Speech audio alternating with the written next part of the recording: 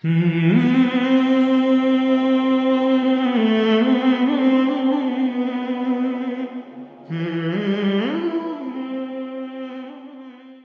عليكم ورحمة الله وبركاته.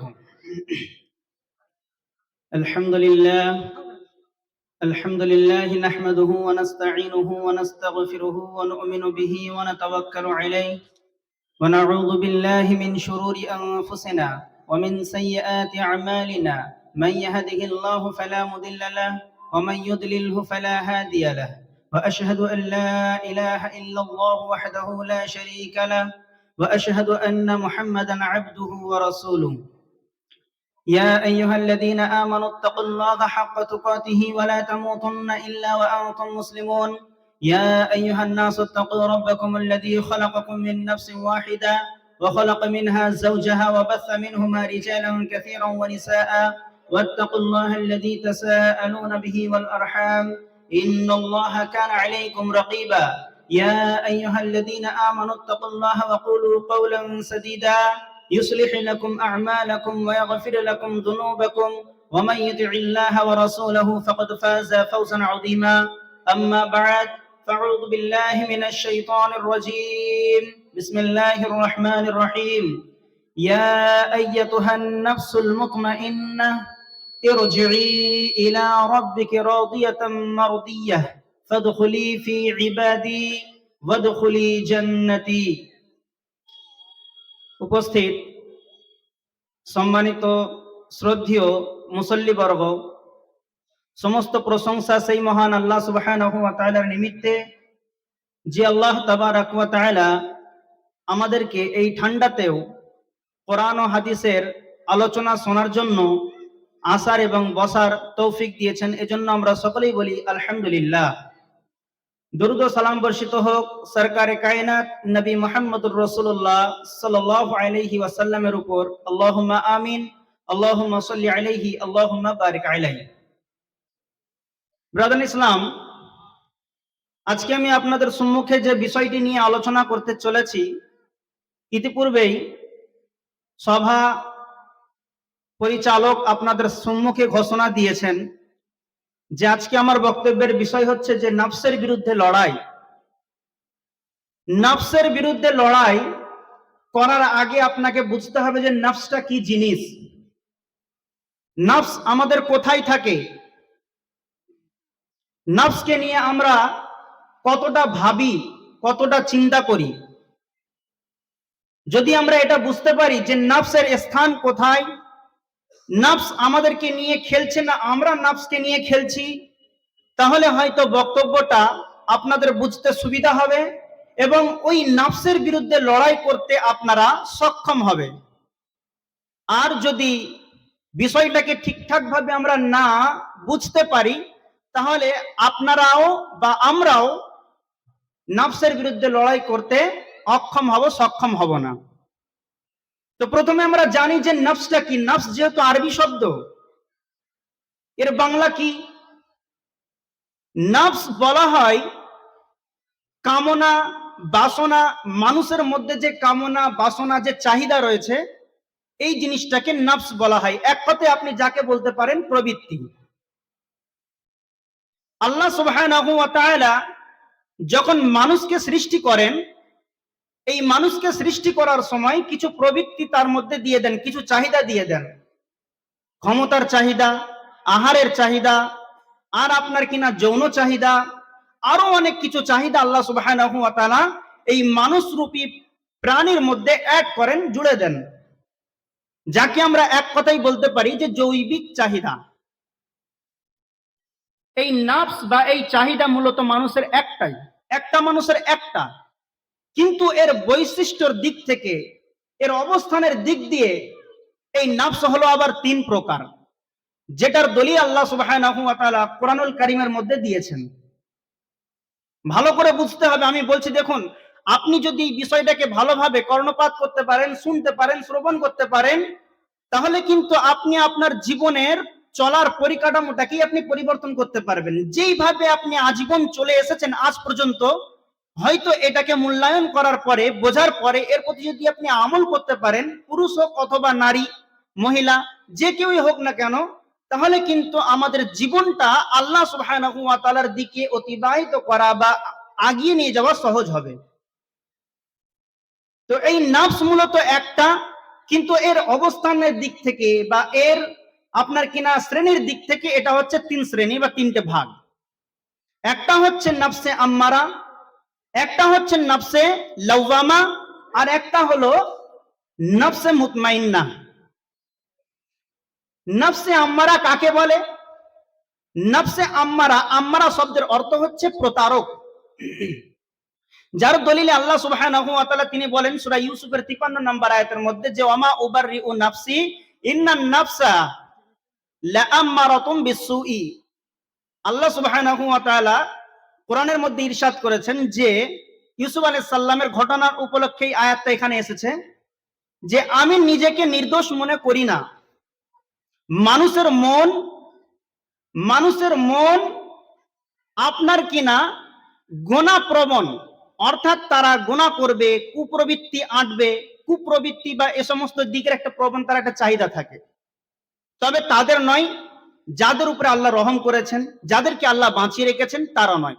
তাহলে এখান থেকে একটা জিনিস পাওয়া গেল যে প্রত্যেকটা মানুষের মনেতে একটা প্রবৃত্তি রয়েছে, একটা নফস রয়েছে, আর সেই নফসের একটা পার্ট, একটা ভাগ রয়েছে, সেটা হচ্ছে আম্মারা, তার অর্থ হচ্ছে প্রতারক। দ্বিতীয় নফস বা নফসের বিভাগের মধ্যে দ্বিতীয় ভাগ যেটা, সেটা হচ্ছে লাওয়ামা, যার দলিল আল্লাহ সুবহানাহু ওয়া তাআলা কোরআনের মধ্যে বলেছেন যে লা উকসিমু বিয়াউমিল কিয়ামাহ ওয়া লা উকসিমু বিন নাফসিল লাওয়ামা। তিনি কসম করে বলছেন যে লা উকসিমু বিয়াউমিল কিয়ামাহ, কিয়ামত দিবসের কসম বা শপথ।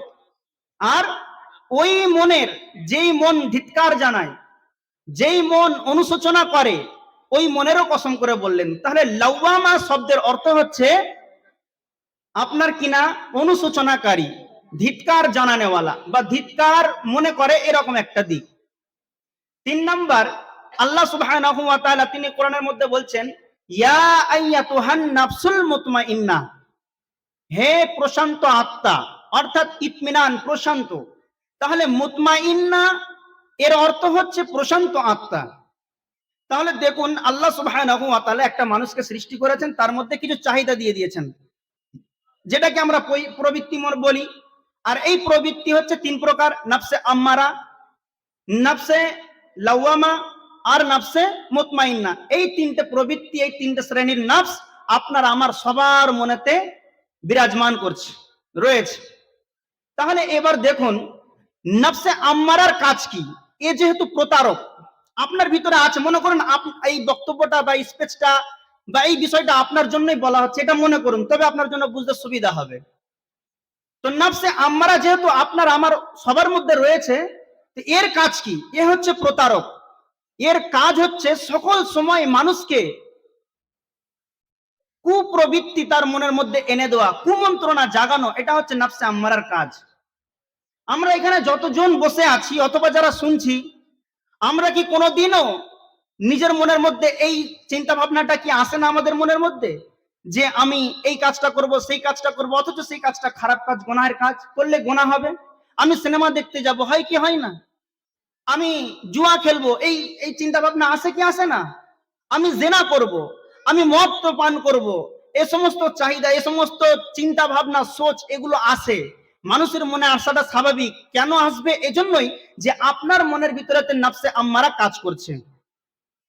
নফসে লাওয়ামা অর্থাৎ দ্বিতীয় নফসের বিভাগের কাজ কি? সে হচ্ছে অনুশোচনা আপনার মনের মধ্যে আনবে।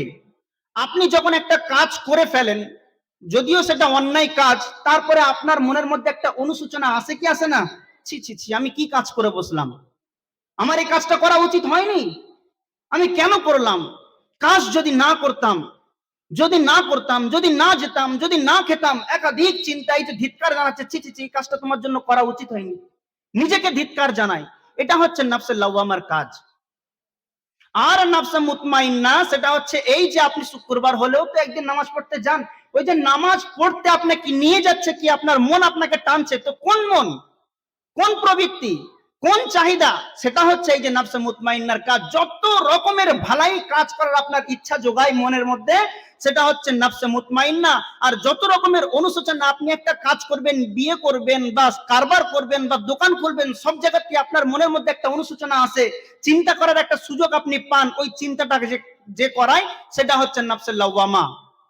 আর যে সমস্ত অন্যায় অপরাধগুলো আপনি আপনার এলাকায় বসে, পাড়ায় বসে, ঘরে বসে করছেন, অপরাধ যেগুলোকে গুনাহ বলা হয়, ওই সমস্ত কর্মগুলো যে নফস বসে বসে করাচ্ছে সেটা হচ্ছে নফসে আম্মারা। এবারে দেখুন, এই নফসকে আমরা কিভাবে ডাইভার্ট করব, পরিবর্তন কিভাবে করব? যদি আপনি যেভাবে চলছেন এভাবেই যদি চলেন, তাহলে ধীরে ধীরে নফসে আম্মারার কাজ বা কার্যকারী ক্ষমতা এত বেশি, আপনার নফসে লাওয়ামাকে এবং নফসে মুতমাইন্নাকে গ্রাস করে নেবে, আর সেখানে সে একাই জয় করবে নফসে আম্মারা। সেই ক্ষেত্রে আপনি সমাজে লাঞ্ছিত হবেন, আর মৃত্যুর পরে আখিরাতে কাল কিয়ামতের ময়দানেও আপনি কিন্তু লাঞ্ছিত হবেন। তাহলে আপনাকে ডাইভার্ট করতে হবে, আপনাকে পরিবর্তন করতে হবে। সেটা কিভাবে? নফসে আম্মারাকে নফসে মুতমাইন্নায় তাবদীলি করতে হবে, পরিবর্তন করতে হবে। এর জন্য বেশি কোনো কাজ নয়, শুধুমাত্র আপনাকে একটু জোর জবরদস্তি করতে হবে। একটাই কাজ, খুব সংক্ষেপে বলছি, আপনাকে একটা কাজ করতে হবে, সেটা হচ্ছে জোর জবরদস্তি। কার পিছনে? নফসে আম্মারার বিরুদ্ধে আর নফসে মুতমাইন্নার পক্ষে আপনাকে শুধুমাত্র একটুখানি জোর জবরদস্তি করতে হবে। নফসে আম্মারা বলছে আপনাকে, এখন বিশ্বকাপ খেলা চলছে অথবা আইপিএল খেলা হবে, এত টাকা জুয়া লাগাবো, এত টাকা লাগাবো। অথবা নফসে আম্মারা আপনাকে বলছে, এইমাত্র একটা সুন্দর বই রিলিজ হয়েছে, সিনেমা, আমি দেখতে যাব। এটা হচ্ছে চাহিদা আপনার। কে? নফসে আম্মারা আপনাকে দিচ্ছে, বারবার করে কুমন্ত্রণা আপনার ভিতরে প্রবেশ করাচ্ছে। এই ক্ষেত্রে আপনাকে সামান্য পরিমাণ একটু জোর জবরদস্তি করতে হবে, যে কি না, আমি যাব না। এক কথাই যাব কি যাব না, যাব কি যাব না, এই চিন্তা নয়। এখানে ডাইরেক্টলি আপনাকে একটা স্টেপ নিতে হবে খুব কড়াকড়ি ভাবে, যে আমি যাব না। আর যদি আপনি না গিয়ে ওই ডেট বা ওই সময়টাকে, ওই পরিস্থিতিটাকে পার করতে পারেন, তাহলে আপনি মুতমাইন্নার দিক থেকে বিজয় লাভ করলেন আর আম্মারার দিক থেকে পরাজিত হলেন। আর এটাই আপনাকে করতে হবে। আপনাকে যদি নফসে আম্মারার পরিবর্তে নফসে মুতমাইন্নাকে ডাইভার্ট করতে হয়, তাহলে আপনাকে সর্বপ্রথম কি কাজ করতে হবে? জোর জবরদস্তি করতে হবে। যদি আপনি এটা করতে পারেন, তাহলে আলহামদুলিল্লাহ, আপনি নফসে মুতমাইন্নার পক্ষে বিজয় লাভ করলেন। এবার দেখুন, আমি আপনাদের মাঝে ছোট্ট একটা প্রশ্ন করি, যদি আপনারা পারেন তো হাত উঠিয়ে ইশারা করবেন। আমি বলছি যে আমাদের সবচাইতে বড় শত্রু কে বলুন তো? আমাদের সবচাইতে বড় শত্রু কে? এক, শয়তান নাকি নফস? দুটো কথা বললাম আমি, একটু বলুন কারা শয়তানের পক্ষে, যে আমাদের সবচাইতে বড় শত্রু হচ্ছে শয়তান। কারা কারা একটু হাত তোলেন তো? আমাদের সবচাইতে বড় শত্রু হচ্ছে শয়তান। কারা কারা হাত তোলেন তো? দু একজন। আচ্ছা, আমাদের সবচাইতে বড় শত্রু সে হচ্ছে আমাদের নফস। কারা কারা হাত তোলেন তো? বেশ অনেক কজন এর পক্ষে আছেন, আলহামদুলিল্লাহ। তাহলে এবার দেখুন, কথাটাকে আমি ক্লিয়ার করি। আল্লাহ সুবহানাহু ওয়া তাআলা যখন আদম আলাইহিস সালামকে সৃষ্টি করলেন, সৃষ্টি করার পরেতে সমস্ত ফেরেশতাদেরকে বললেন, ওয়াইদ কুলনা লিল মালাইকাতি ইসজুদু লি আদম ফাসাজাদু, তোমরা সবাই সিজদা করো ইল্লা ইবলিস। ইবলিস করলো না। আমরা যারা মনে করি যে শয়তান আমাদের চাইতে বড় শত্রু, সবথেকে বড় শত্রু, তাদের সামান্য জিনিসটাকে আমি একটু ভেঙে এটাই প্রমাণ করব যে হ্যাঁ, শয়তানই আমাদের সবচেয়ে বড় শত্রু। কেন? আল্লাহ কোরআনে যখন বলেছেন, তো এখানে আমাদের হাজারো মনের মধ্যে যদি এটা আসে যে শয়তানের চাইতেও বড় শত্রু আমাদের নফস, এটাকে আমি একটু ভাঙবো। তো আল্লাহ সুবহানাহু ওয়া তাআলা এখানে বললেন যে ফেরেশতাদেরকে যে তোমরা আদম আলাইহিস সালামকে সিজদা করো। আদম আলাইহিস সালামকে সিজদা ফেরেশতারা করলেন, ইবলিস করলো না। না করার কারণ কি ছিল? না করার কারণ এটাই ছিল যে তার দাম্ভিকতা, তার অহংকার, যে আমি আদম আলাইহিস সালামের থেকে উত্তম। আল্লাহ আমাকে আগুন দিয়ে সৃষ্টি করেছেন আর তাকে খালাকতাহু মিন তিন, তাকে মাটি দিয়ে সৃষ্টি করেছে, তো আমি তার চাইতে উত্তম, তাহলে আমি তার কাছে কি করে নত স্বীকার করতে পারি? এটা শয়তান প্রথমে আল্লাহ সুবহানাহু ওয়া তাআলার হুকুমকে অস্বীকার করেছে, শয়তান আখ্যায়িত হয়েছে। এবার আমি আপনাদেরকে প্রশ্ন করি, শয়তান যে করলো না সেজদাটা, শয়তানের পূর্বে কি কোনো শয়তান ছিল নাকি? যেমন আমি আপনি কোনো অপরাধ করলে শয়তানের চক্রান্তে করে ফেলেছি, বলি কি বলি না? দোষটা কার উপর আরোপ করি? শয়তানের উপরে। আমি জেনা করে ফেলেছি, ধরা পড়ে, যতক্ষণ ধরা পড়ছি না ঠিক আছে, চুরি করেছি ধরা পড়ছি না ঠিক আছে, আর ধরা পড়ে গেলেই এই শয়তানের চক্রান্ততে করে ফেলেছি, এটা শয়তানের প্রধান, শয়তানের জালে বন্দী হয়ে করে ফেলেছি। কার নামে দোষ দিই আমরা? শয়তানের নামে। কিন্তু শয়তান যে যখন ভুলটা করলো, আদম আলাইহিস সালামকে সিজদা না করে, আল্লাহর হুকুমকে অমান্য করে, তাকে কে প্রতারক করেছিল? তাকে কে ধোঁকা দিয়েছিল? তাকে কে গোমরাহ করেছিল? একটু ভেবে দেখুন। তাহলে শয়তানকে যে গোমরাহ করেছিল সেটা হচ্ছে তার প্রবৃত্তি, তার নফস, তার চাহিদা, তার লালসা, তার নেশা, তার অহংকার।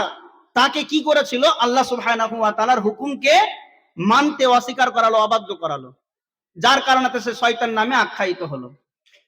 এবারে আমরা যারা নফসকে বলেছি যে নফস হচ্ছে সবচাইতে বড় আমাদের শত্রু, কিন্তু আল্লাহ সুবহানাহু ওয়া তাআলা অথবা হাদিস থেকে যদি আপনি পড়েন, যদি রিসার্চ করেন এই বিষয়গুলো নিয়ে, আপনি জানতে পারবেন যে আমাদের পরিষ্কার শত্রু হয় সে কোনোদিন আমাদের ভালো চায় না। শয়তান আমাদের কোনোদিনের জন্য কোনো জিনিসটাকে আমাদের যে ভালো হোক, বান্দা ভালো কাজ করুক, নেকির কাজ করুক, সে চায় না। যদিও সে চায় তো ধোঁকা দেওয়ার জন্য চাই। বলবেন যে না, আয়াতুল কুরসির হাদিস আছে, সূরা বাকারার হাদিস আছে, ওইখানে তো আয়াতুল কুরসি শয়তানে শিখিয়ে গিয়েছে, ভালো কাজ করেছে। জি, ভালো কাজ করেছে, কিন্তু কেন করেছে জানেন? যে শয়তান ধরা পড়ে গিয়েছিল, যদি না তাকে ছাড়া হতো, সে যদি ওই জিনিসটা না শিক্ষা দিত, তাহলে আবু হুরায়রা রাদিয়াল্লাহু তাআলা আনহু আল্লাহর নবীর কাছে শয়তানকে নিয়ে যেতে চেয়েছিল। এজন্য সে নিজেকে বাঁচানোর জন্য, আত্মরক্ষার জন্য কি করলো? একটা হাদিস কিছু বলে চলে গেল। তো সে তো হাকিকাতে আপনার ভালো চেয়েছে তা তো নয়, সে নিজের ভালোর জন্য আপনাকে ব্যবহার করেছে।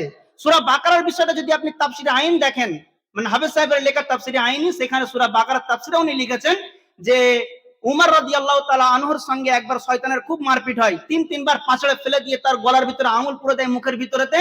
আর তাকে যখন মারবো মানে মারমুখী যখন ভাব হয়ে গিয়েছে, তখন ওই শয়তান বলছে আমি তোমাকে একটা জিনিস শিখিয়ে দিচ্ছি, তুমি আমাকে ছেড়ে দাও। তখন সে বলেছিল, খুব সংক্ষেপে বলছি, সে বলেছিল যে সূরা বাকারা তুমি তেলাওয়াত করো, তোমার কোন রকমের অসুবাসক বা কোনো কিছু এরকম ধর একটা কিছু কথা বলে সেখান থেকেও নাজাত পেয়ে গেছিল। তো উমর রাদিয়াল্লাহু তাআলার সঙ্গে লড়াইও করেছিল শয়তান, আবু হুরায়রা রাদিয়াল্লাহু তাআলা ছাড়ও পেয়েছিল শয়তান, ওই ভালো কিছু শিক্ষা দিয়ে। তবে সে হাকিকাত কিন্তু আমাদের জন্য ভালো হোক এটা নয়, সে নিজেকে বাঁচানোর জন্য এই জিনিসগুলোকে প্রয়োগ করেছিল। কিন্তু মন, আপনার নফস, সে কোনোদিন চাইবে না যে আপনি বিপদে পড়ুন। যদি নফসে আম্মারা চাই, তো লাওয়ামা এবং মুতমাইন্না সেই জিনিসটাকে কভার করে দেয়। আপনি নিজের নফসকে সবচাইতে বড় শত্রু মনে করতে পারেন না। কেন? এই জন্য আপনার নফস যেমন খারাপ দিকে টানে, ঠিক সেই রকম ভাবে ভালোর দিকেও টানে আপনার নফস। আপনার মন, আপনার প্রবৃত্তি ভালোর দিকেও টানে।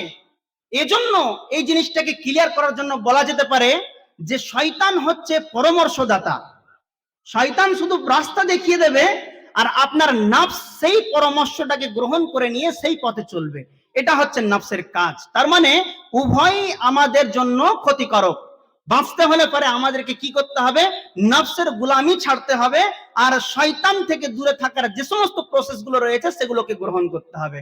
তাহলে শয়তান আপনার সবচাইতে বড় শত্রু। এজন্যই আল্লাহ সুবহানাহু ওয়া তাআলা কোরআনের মধ্যে একাধিক জায়গাতে একাধিক আয়াতে বলেছেন যে ইন্নাহু লাকুম আদুউম মুবিন, ইন্নাশ শাইতানা লিল ইনসানি আদুউম মুবিন, যে শয়তান তোমাদের প্রকাশ্য দুশমন, শয়তান তোমাদের সবচাইতে বড় দুশমন। এরকম ভাবে হাদিস কোরআনের আয়াত একাধিক রয়েছে। তাহলে আল্লাহ বলছেন যে কোরআনে সবচাইতে বড় শত্রু হচ্ছে শয়তান, আর শয়তান পরামর্শ এমন কিছু ঘোটালা ঘটিয়ে দিয়ে আপনার সামনে পেশ করে যেটা আপনার নফসে আম্মারা মানতে বা মেনে চলতে বাধ্য হয়ে যায়। আর আপনার নফস যখন, নফসে আম্মারা যখন ওই জিনিসটাকে মেনে নেয় এবং সেই মোতাবেক চলার চেষ্টা করে, তখনই আপনি আস্তে আস্তে হেদায়েতের পথ থেকে গুমরার পথে যেতে থাকেন। জি, তারপরে দেখুন, নফসের গোলামি করা, নিজের প্রবৃত্তির স্বীকারোক্তি দেওয়া এবং নিজের প্রবৃত্তির গোলাম হয়ে থাকা, এটাও এক ধরনের শিরক। আল্লাহ সুবহানাহু ওয়া তাআলা তিনি কোরআনের মধ্যে বলেছেন আফারাআইতা মানিত্তাখাযা ইলাহাহু, যে তুমি কি তাদের প্রতি লক্ষ্য করেছো? তারা নিজেদের প্রবৃত্তির শিকার হয়েছে, তারা তাদের প্রবৃত্তিকে ইলাহ বানিয়ে নিয়েছে। অর্থাৎ নিজেদের মন যা বলে তারা সেটাই করে থাকে। আল্লাহ কি বলছেন সেটা দেখছে না, তাদের মন যেটা বলছে সেটাই দেখে। কেন? এজন্যই যে আল্লাহ সুবহানাহু ওয়া তাআলা তিনি বলছেন ওয়া আকিমুস সালাহ, তোমরা নামাজ কায়েম করো, ওয়া আতাউজ যাকাহ, তোমরা যাকাত প্রদান করো, তাসুমু রমাজান, তোমরা রমজানের সিয়াম পালন করো। এটা কে বলছেন? আল্লাহ সুবহানাহু ওয়া তাআলা বলেছেন। আর আল্লাহ বলছেন যে ওয়া আকিমুস সালাত, তোমরা নামাজ কায়েম করো। এটা কার নির্দেশ? আল্লাহ সুবহানাহু ওয়া তাআলার নির্দেশ। পালন করবেন কে? তো তার দাস, তার গোলাম, তার বান্দা এই জিনিসটাকে পালন করবে। আর মন বলছে যে না, নামাজ পড়ার দরকার নেই, ফজরের সময় কষ্ট হবে, এই ঠান্ডাতে কনকনে শীতে কি দরকার, পরে পড়ে নিলে হবে, না পড়লেও চলবে, সারা হাতটাই তো পড়ছো, একটা ওয়াক্ত বাদ দিলে কোনো ক্ষতি নেই। এটা নাফস বলছে। নাফস বলছেন না পড়লে চলবে, আর আল্লাহ বলছেন না, পড়তে হবে। এবার আপনি মানবেনটা কার? যার মানবেন তার গোলাম হবেন। কথা বুঝে আসছে? আল্লাহ বলছেন নামাজ পড়, রোজা রাখ, যাকাত আদায় করো। আর নাফস বলছে নামাজ পড়ার দরকার নেই, রোজা রাখার দরকার নেই, তৃষ্ণার্ত হয়ে তোমার কষ্ট পাবে, তোমাকে ভুকা মরতে হবে, যাকাত দিলে মাল কমে যাবে। এটা কে বলছে? নিজের প্রবৃত্তি, নিজের আত্মা, নিজের নাফস। মাঝখানে আপনি দাঁড়িয়ে আছেন, আপনি কার কথা মানবেন? নাফসের কথা যদি মানেন তো নাফসের গোলাম হবেন, আর আল্লাহর কথা যদি মানেন তো আল্লাহর গোলাম হবেন। এখানে আপনাকে একটা পরীক্ষা স্বরূপ আল্লাহ সুবহানাহু ওয়া তাআলা ফেলে দিলেন। যদি আপনি ফজরের নামাজ পড়েন, 5 ওয়াক্তের নামাজকে পাবন্দির সঙ্গে পড়েন, তাহলে আল্লাহ সুবহানাহু ওয়া তাআলার গোলামি করলেন। আর যদি আপনি না পড়ে ছেড়ে দিলেন, না যাকাত দিয়ে আপনি যদি এইভাবে থেকে গেলেন, না রোজা রাখলেন, জেনা থেকে যদি দূর না হন, মদ্যপান থেকে যদি দূরে না সরেন, তাহলে আপনি আপনার প্রবৃত্তির ইবাদত করলেন, প্রবৃত্তির কথা মতো চললেন, আপনি প্রবৃত্তির গোলাম হয়ে গেলেন। আর আপনাকে আল্লাহ সুবহানাহু ওয়া তাআলা বান্দা রূপে সৃষ্টি করেছেন, দুনিয়াতে প্রেরণ করেছেন, এজন্য আপনি তার দাস। আর তাকে ছাড়া যদি আপনি অন্য কারোর গোলাম হয়ে যান, অন্য কারোর ইবাদত করেন, অন্য কারোর কথা মেনে চলেন, তাহলে আপনি হয়ে গেলেন আল্লাহ সুবহানাহু ওয়া তাআলার স্থানে আপনি তাকে বসালেন। অর্থাৎ সেই নফসকে আপনি আপনার আল্লাহ সুবহানাহু ওয়া তাআলার স্থানে বসালেন। আল্লাহ সুবহানাহু ওয়া তাআলার হুকুমকে মানার জায়গায় আপনি আপনার নফসের প্রতারক নফসের আপনি ইত্তেবা করেন, হুকুমকে মানলেন। তাহলে এই এক প্রকার এটাও একটা ধরনের শিরক। আল্লাহ সুবহানাহু ওয়া তাআলা তিনি বলেছেন ওয়া আকিমুস সালাহ ওয়া লা তাকুনু মিনাল মুশরিকিন, তোমরা নামাজ কায়েম করো, মুশরিকদের অন্তর্ভুক্ত হয়ো না। নামাজ না পড়া এটাও এক ধরনের শিরক। এজন্যই আল্লাহ সুবহানাহু ওয়া তাআলা সূরা রুমের এই আয়াতের মধ্যে বলছেন যে ওয়া আকিমুস সালাত, তোমরা নামাজ কায়েম করো। নামাজ যদি না কায়েম করো তাহলে তোমরা আল্লাহকে ভয় করছো না। যারাই নামাজ কায়েম করে তারাই আল্লাহকে ভয় করে, আর যারা নামাজ কায়েম করে না তারা আল্লাহকে ভয় করে না। মুখে দাবা তো অনেকেই করে, আমি আল্লাহকে ভয় করি, রাসূলের আপনার কিনা উম্মত, এটা আমি বলতে পারি, কিন্তু সেটা আমাকে বাস্তবায়ন আমলের দ্বারা প্রমাণ করতে হবে। আপনি যখন নামাজ পড়বেন এটা আপনি আমল দ্বারা প্রমাণ করলেন, আর যখন আপনি এটা নামাজ পড়লেন না তাহলে আপনি এটা প্রমাণ করতে পারলেন না। মুখে দেওয়া তো অনেকেই করে থাকে। একজন মক্খর যদি রাস্তা দিয়ে যায়, তাকে যদি বলা হয় যে তুমি কি জান্নাতে যাবে, সেও দেখবেন যে ফিক করে হেসে বলবে যে জান্নাতে কেনা যেতে চায়। জি, তাহলে জান্নাতে যাওয়ার আশা সবার থাকে। আল্লাহকে ভয় করি, রাসূলের উম্মত, এটা সবাই বলতে পারে, কিন্তু আমলে বাস্তবায়ন কজন করতে পারে? তো যেটা বলছিলাম যে আপনি যদি নামাজ পড়েন তাহলে আপনি নিশ্চয়ই আল্লাহকে ভয় করছেন, আপনার ভিতরেতে আল্লাহর ভয় রয়েছে। আর আল্লাহর ভয় রয়েছে বলেই আপনার ভিতরেতে ঈমান আছে, আর ঈমান আছে বলে আপনি মুশরিক না। আর যখন আপনি নামাজ পড়বেন না, আল্লাহর ভয় আপনার দিলেতে নেই, এজন্যই তো আপনি পড়ছেন না। আর আল্লাহর ভয় না থাকার কারণ হচ্ছে আপনার ভিতরে ঈমান নেই, ঈমান না থাকার কারণ হচ্ছে যে আপনি মুশরিক। ব্রাদার ইসলাম, তাহলে নফসের গোলামি করা, নফসের নকশি কদমের উপরে চলা, এটাও এক ধরনের শিরিক। আর শিরিকের গুনাহ আল্লাহ তাবারক ওয়া তাআলা কোনোদিন ক্ষমা করবেন না। আয়াতও আছে, হাদিসও আছে, ওদিকে আর যাচ্ছি না। এবারে আসেন, নফসের ধোঁকায় পৃথিবীর সর্বপ্রথম হত্যা। নফসের ধোঁকায় সর্বপ্রথম পৃথিবীর সর্বপ্রথম যে হত্যাকাণ্ডটা ঘটেছিল সেটাও এই নফসের ধোঁকায় হয়েছিল। আল্লাহ সুবহানাহু ওয়া তাআলা কোরআনে ইরশাদ করেছেন, সূরা মাইদা যদি আপনি খোলেন তো পাবেন, ওই যে হাবিল কাবিলের ঘটনা, লম্বা চওড়া ঘটনা, আমি সেদিকে যাচ্ছি না। শুধুমাত্র আপনাদেরকে এতটুকু বলবো যে নফসের প্রতারণায় এসে কাবিল হাবিলকে হত্যা করেছিল। আর এটা হবার পরেতে সে অনুশোচনা করেছিল যে আল্লাহ কোরআনে আয়াতে বলছেন, যে আয়াতের মধ্যে বলছেন যে তার নফস তাকে উদ্বুদ্ধ করলো তার ভাইকে হত্যা করার জন্য। তার নফস তাকে খোঁচা মারলো বারবার করে, এমনি নরমাল ভাষায় বলছি, খোঁচা মারলো যে তোর ভাইকে হত্যা কর, তোর ভাইকে হত্যা কর। ঘটনা আপনাদের জানা আছে যে কেন হত্যা হয়েছিল, কেন করতে চেয়েছিল, কি না কি ইত্যাদি। তো তারপরে সে কি করলো, ওই নফস তাকে উদ্বুদ্ধ করায় সে তার ভাইকে হত্যা করলো। তারপরে সে চিন্তা ভাবনা করলো এবং সে জালেমদের অন্তর্ভুক্ত হয়ে গেল, ক্ষতিগ্রস্তদের অন্তর্ভুক্ত হয়ে গেল। এইখানেতে যে প্রথম হত্যাকাণ্ডটা ঘটেছিল সেইখানেতে কাবিলের নফস তাকে, তার প্রবৃত্তি, তার মন তাকে বারবার করে বলেছিল, তাকে বিভ্রান্ত করেছিল, গুমরাহ করেছিল, যার কারণে সে কি করেছিল, তার ভাই হাবিলকে হত্যা করেছিল। আর এই হত্যা করার সময় ও যখন বলল যে আমি তোমাকে হত্যা করব, হাবিল এখানে বলেছিল যে ইন্নী আখাফুল্লাহ রাব্বুল আলামিন, তুমি আমাকে মারতে চাইলেও আমি তোমার উপরে মারার জন্য বা তোমাকে কতল করার জন্য আমি হাত উঠাবো না। এর ভিতরে একটা লজিক আছে, কি জানেন? সহিহ বুখারী এবং মুসলিমের হাদিস কিতাবুল ফিতানের মধ্যে আপনি পাবেন, সেখানে বলা হচ্ছে যে হত্যাকারী এবং নিহত উভয় ব্যক্তি জাহান্নামে যাবে। আপনি আমাকে হত্যা করলেন, আপনি আমাকে হত্যা, সহিহ বুখারী মুসলিমের হাদিস কিতাবুল ফিতানের মধ্যে আপনি পাবেন, আপনি আমাকে হত্যা করছেন, এখানে আপনিও জাহান্নামে যাবেন, আমিও জাহান্নামে যাব। কথাটা বুঝে এলো না? তো সাহাবারা জিজ্ঞাসা করলেন যে ইয়া রাসূলুল্লাহ, এটা কি করে হয় যে যে হত্যা করছে সে না হয় জাহান্নামে যাবার যোগ্য, কিন্তু যাকে হত্যা করা হচ্ছে, যাকে হত্যা করা হচ্ছে সে কি করে জাহান্নামে যেতে পারে? তখন আল্লাহ রাসূল সাল্লাল্লাহু আলাইহি ওয়াসাল্লাম বললেন যে ওরা উভয়ই হচ্ছে মারমুখী ভঙ্গিতে ছিল, অর্থাৎ এ যদি সুযোগ পেত ওকেও হত্যা করত। তার মানে দুজনের উদ্দেশ্য ছিল একই, যে তুমি আমাকে হত্যা করবে তো আমিও তোমাকে হত্যা করবো। আমরা আমাদের ভাষায় বলি না, তুই মুখে মেরে দেখ তোর মুখ ফেটিয়ে দেবো, বলি কি বলি না?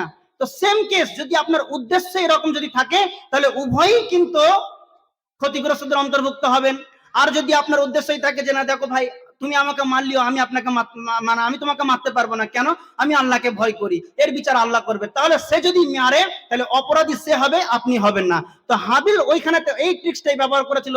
কাবিল যখন বলছিল যে আমি তোমাকে মারবো, হত্যা করবো, হাবিল বলেছে তুমি আমাকে মারলে আমি তোমাকে মারবো না, কেন? আমি আল্লাহকে ভয় করি। তো যাই হোক, এই নফসের প্রতারণায় এসে প্রথম হত্যা পৃথিবীর হয়েছিল।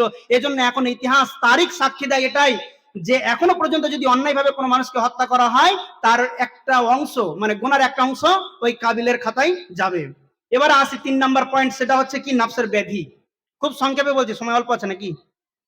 নফসের ব্যাধিটা কি? যদি আপনার ভিতরে এই সমস্ত জিনিসগুলো থাকে তো মনে করবেন যে আপনি বিমারি, আন্তরিকভাবে বিমারি। সেটা কি? প্রথম হচ্ছে অহংকার। অহংকার 1 নাম্বার বেমারি। আর কম বেশি আমাদের সবারই ভিতরে কম বেশি অহংকার আছেই আছে। একটা হচ্ছে আত্ম অহমিকার, একটা হচ্ছে অহংকার, দুটোর মধ্যে সামান্য কিছু পার্থক্য, তবে উভয়ই কিন্তু হারাম। আল্লাহ সুবহানাহু ওয়া তাআলা এই অহংকারীকে কিয়ামতের দিন আল্লাহ রাসূল সাল্লাল্লাহু আলাইহি ওয়াসাল্লাম বলছেন যে এদেরকে জাহান্নামে নিক্ষেপ করা হবে। তো অহংকার আর আত্ম অহমিকা এটা একটু ক্লিয়ার করি। আত্ম অহমিকা হচ্ছে এই যে নিজের গুণে গুণান্বিত এবং নিজেকে সে বড় মনে করে। আমার যা ফ্যাসিলিটি বা আমার যা কিছু আছে অন্তরে বা আমার মধ্যে, সেই জিনিসটাকে আমি অনেক কিছু মনে করি, যে আমি একজন, আমি হাম, আর আমার থেকে বড় কেউ নেই, এটা মনে করি। এটা হচ্ছে নফসের ব্যাধি, আত্ম আহমিকা। আর অহংকার হচ্ছে ঠিক সেম এরকম, নিজের গুণে গুণান্বিত হবে, নিজেকে বড় মনে করবে এবং অন্যকে তুচ্ছ মনে করবে, যে আমার চাইতে বড় আর কেউ নেই পৃথিবীতে, কেউ না, সব বেকার ফালতু, আমি তো একা। এটা হচ্ছে অহংকার। আর আত্ম অহমিকা অন্যকে তুচ্ছ করবে না, কিন্তু নিজের গুণে গুণান্বিত হতেই থাকবে। তো এই অহংকার হচ্ছে মনের ব্যাধি। যদি আপনার ভিতরে এই অহংকার থেকে থাকে তাহলে আপনাকে দূর করতে হবে, নচেত আপনি আপনার নফসকে নফসে মুতমাইন্নাই পরিবর্তন করতে পারবেন না, নফসে আম্মারাই থেকে যাবে। দ্বিতীয় নাম্বার ব্যাধি হচ্ছে রাগ। আল্লাহ সুবহানাহু ওয়া তাআলা তিনি তার রাসূল বলেছেন যে হারামখোরকে আল্লাহ পছন্দ করেন। তবে মদ, গাঁজা, আপনার কিনা আরো যাবতীয় পরের হক মেরে খাওয়া, এই হারামখোর সে হারামখোর নয়। রাগ এটা হচ্ছে হারাম জিনিস। আর এই রাগ মানুষের আকলকে, নিজের বুদ্ধিকে, জ্ঞানকে গিলে ফেলে। এই জন্য আল্লাহ রাসূল সাল্লাল্লাহু আলাইহি ওয়াসাল্লাম বলেছেন যে যেই ব্যক্তির রাগ হারামকে গিলে ফেলবে আল্লাহ সুবহানাহু ওয়া তাআলা তাকে ভালোবাসবেন। কোরআনের আয়াত আছে যে আল্লাহ সুবহানাহু ওয়া তাআলা অহংকারীদেরকে পছন্দ করেন না, বা রাগ বা যারা রেগে যায় তাদেরকে পছন্দ করে না। 3 নাম্বার হচ্ছে গীবত। কম বেশি আগে তো আমরা শুধু বলতাম যে মা বোনরা গীবতে খুব ব্যতিব্যস্ত হয়ে দেয়, কিন্তু বর্তমান সমাজ এমন হয়ে গিয়েছে যে আমরা যারা আছি পুরুষ, আমরাও কোনো না কোনো একটা জায়গাতে গোল টেবিল হয়ে একে অপরের গীবত, পরনিন্দা, পরচর্চা করতে থাকি। যে এটা যে কত বড় খাতারনাক, কত বড় যে জঘন্য একটা অপরাধ, সেটা আপনি যদি শুধুমাত্র একটু আপনাদেরকে বলি, সূরা হুজরাতের কয়েকটা আয়াত আছে, যদি আপনি একটু তাফসীর গুলো দেখেন তাহলে বুঝতে পারবেন যে মরা ভাইয়ের গোশত খাবার সমান গুনাহ বলা হয়েছে। তো গীবত থেকে বাঁচতে হবে। চতুর্থ নাম্বার হচ্ছে লোভ লালসা। লোভ আপনাকে করতে হবে কিসের? আখিরাত পাবার লোভ আপনাকে রাখতে হবে। আপনি যদি দুনিয়াবি লোভ করেন তো এ ধ্বংস অনিবার্য। আপনাকে দুনিয়া খেয়ে ফেলবে, আখিরাত থেকে আপনাকে সরিয়ে দেবে। আপনার ভিতরে তো লোভ রাখতে হবে, তবে লোভটাকে ভালো কাজে লাগাতে হবে। সেটা হচ্ছে কোন কাজে? আখিরাতে আমি জান্নাত পাবো, এই আশা, এই লোভ, এই লালসা আপনাকে রাখতে হবে। দুনিয়ায় ধন সম্পদ মাল ইনকাম করব, আর করব, বাড়ি করব, গাড়ি করব, এই লোভ লালসা আপনাকে ধ্বংসের পথে নিয়ে যাবে। তারপর অলসতা। এই অলসতা মানুষকে আল্লাহ সুবহানাহু ওয়া তাআলার ইবাদত থেকে গাফিল করে দেয়। আল্লাহ সুবহানাহু ওয়া তাআলার ইবাদত থেকে গাফিল করে দেয়। ফজরের নামাজ বলেন বা ইশার নামাজ বলেন বা আরো যে সমস্ত দান সদকা পরে করবো, করলেই হলো তো, আচ্ছা দেবক্ষণ ইত্যাদি ইত্যাদি রাম করে দেবক্ষণ করে এটা দেওয়াই হয়, কিন্তু দোয়ার হয় না কোনো মতো ভাবে। তো এই জন্য অলসতা এটাও একটা হচ্ছে কি দিল কি বিমারি, যেটাকে বলা হয় নাফসের ব্যাধি। এজন্য আপনাকে এই অলসতাও দূর করতে হবে। 6 নাম্বার হচ্ছে সেটা হচ্ছে কি হিংসা। হিংসা অবৈধ, হিংসা হারাম। হিংসা আপনি করতে পারেন না, দুটো মাত্র, একটা হাদিসে আছে যে দুটো জায়গায় আপনি ঈর্ষা বা হিংসা করতে পারেন, সেটা ছাড়া আর অন্য কোনো জায়গাতে আপনি হিংসা করতে পারবেন না। বিস্তারিত আলোচনা করার সময় নেই, ওই হিংসা থেকেও আপনাকে বাঁচতে হবে। আর শেষ পয়েন্ট একটা বলে শুধুমাত্র খুব সংক্ষেপে, 2 মিনিট আমি সময় চেয়ে নিচ্ছি, খুব সংক্ষেপে বলছি যে এই নফসকে নিয়ন্ত্রণ আপনি করবেন কিভাবে, এটা হচ্ছে মূল পয়েন্ট। যদি এটা আপনি ভালো করে বুঝতে পারেন তাহলে আপনার জন্য যথেষ্ট হয়ে যাবে। আজকের এই সময়টুকু অতিবাহিত করা আপনার জন্য যথেষ্ট হবে। এই নফসকে আপনি নিয়ন্ত্রণ করবেন কিভাবে? নফস আপনার একটা মনের প্রবৃত্তি, একে নিয়ন্ত্রণ করা খুবই সোজা নয়, তবে নিয়ন্ত্রণ করা সম্ভব। আশরাফ আলী থানভী রাহিমাহুল্লাহ তিনি বলছেন যে নফসকে নিয়ন্ত্রণ করার জন্য একটা ট্রিক্স ব্যবহার করা যেতে পারে। সেটা কি? সেটা হচ্ছে এই যে আপনি যদি ধনী ব্যক্তি হন আর আপনি যদি গরিব ব্যক্তি হন, উভয়ের জন্য এটা ভালো করে শুনুন। আপনি পৃথিবীতে আছেন মানে আপনি অপরাধ করবেন, এটা স্বাভাবিক, হয়ে যাবে। আপনি না চাইলেও আপনার চলার গতিতে একটা অপরাধ হয়েই গেল। আপনি যদি ধনী ব্যক্তি হন তাহলে আপনার জন্য, আপনি নিজের জন্য যে জরিমানাটা লাগু করবেন সেটা হচ্ছে কি জানেন? ইবাদতের দিক থেকে আপনি নিয়ত করলেন যে আপনি জুয়া খেলতে অভ্যস্ত, কথার কথা, বা মদ্যপান করাতে অভ্যস্ত। আপনি তোবা করলেন যে খালিস নিয়তে আমি আর এসব করবো না, ছেড়ে দিয়েছি, তোবা তিল্লে করলাম, সব শেষ। কিন্তু কোনো একটা চক্রান্তে আপনি যদি করে বসেন, এজন্য আপনি নিজেকে একটা জরিমানা ফিট করবেন যে যদি আমি এই ভুলটা আবার করে বসি, আল্লাহ না করাক যদি করে বসি, তাহলে আমি নিজের উপরে জরিমানা লাগাবো কি? 100 রাকাত নামাজ পড়বো নফল। যদি ধনী ব্যক্তি হন সেই ক্ষেত্রে ইবাদতের কথা বলা হচ্ছে, উনি বলেছেন আশরাফ আলী থানভী রাহিমাহুল্লাহ। তাহলে আপনি যদি ধনী ব্যক্তি হন, মদ পান করব না এই প্রতিজ্ঞা করেছেন, ভুলবশত একবার হয়ে গিয়েছে, এই জন্য আপনাকে কি করতে হবে? আপনি এই জরিমানাটাকে লাগু করবেন যে আমি 100 রাকাত নামাজ একদিনেতে পড়বো, মসজিদে বসে হোক ঘরে বসে হোক 100 রাকাত নামাজ পড়বো। কেন? আপনি যদি ধনী হন, টাকার কথা যদি বলা হয় তো 100 টাকা আপনি এক্ষুনি বাইর করে দিয়ে দেবেন, কোনো ব্যাপার না, কিন্তু নামাজটা পড়ার কথা বললে পরে কষ্ট হবে আপনার জন্য। আর যদি গরিব হন, যদি এরকম অপরাধ হয়ে যায়, তাহলে আপনার জন্য টাকা লাগু করবেন যে আমি 100 টাকা একটা গুনার কারণে কাফারা স্বরূপ অথবা আমি নিজের জরিমানা স্বরূপ কি করব? টাকা দেব। যদি নামাজ হয় কোনো ব্যাপার না, সারাক্ষণ খাটাখাটনি করে রাত্রে সময় পেলেন আপনি মিটিয়ে দিতে পারবেন, কিন্তু টাকা আপনার কাছে খুব প্রিয় জিনিস হয়ে দাঁড়াবে, খুব একটা প্রয়োজনীয় জিনিস হয়ে দাঁড়াবে। এই জন্য আপনি যখনই কোনো অপরাধ করে বসবেন, সঙ্গে সঙ্গে একটা জিনিস ফিট করবেন যে আমার পয়সা আছে, পয়সার দিক থেকে যদি আমি কোনো জরিমানা লাগু করি আমার পক্ষে এটা সম্ভব, যেটা অসম্ভব সেটা আপনাকে করতে হবে। তবে শরীয়ত বিরোধী এমন কোন জিনিসকে আপনি আপনার উপরে লাগু করবেন না, ওয়াজিব করে নেবেন না। যেমন আমি বিয়ে করব না, সারা জীবন বিয়ে করব না, আমি 2 সপ্তাহ রাত্রে ঘুমাবো না, আমি 5 মাস টানা রোজা রাখবো, এরকম কোন শরীয়ত আপনার জন্য জায়েজ করে দেননি। যেমন করবেন আপনার সাধ্য অনুযায়ী যেন হয়, যেটা সম্ভব হবে সেটা। তো শেষ অংশে যেটা বলছি, নিজের নফসকে নিয়ন্ত্রণ করার জন্য তাকে লাগাম পরাতে হবে। সেটা কি? জরিমানা লাগাম পরাবেন, তাহলে দেখবেন ইনশাআল্লাহ আল্লাহ সুবহানাহু ওয়া তাআলা আপনাকে সমস্ত রকমের বুরাই থেকে বাঁচার জন্য একটা সুযোগ ও সুবিধা করে দেবেন ইনশাআল্লাহ। আল্লাহ সুবহানাহু ওয়া তাআলার কাছে দোয়া করি যে আল্লাহ তাবারাক ওয়া তাআলা নফসের বিরুদ্ধে যেন আমরা লড়াই করে আমরা আমাদের জীবনকে অতিবাহিত এবং সুখময় জান্নাতে করে নিতে পারি, সে তৌফিক আমাদেরকে দান করো, আমিন। ওয়া আখিরু দাওয়ানা আলহামদুলিল্লাহি রাব্বিল আলামিন। আসসালামু আলাইকুম ওয়া রাহমাতুল্লাহি ওয়া বারাকাতুহু।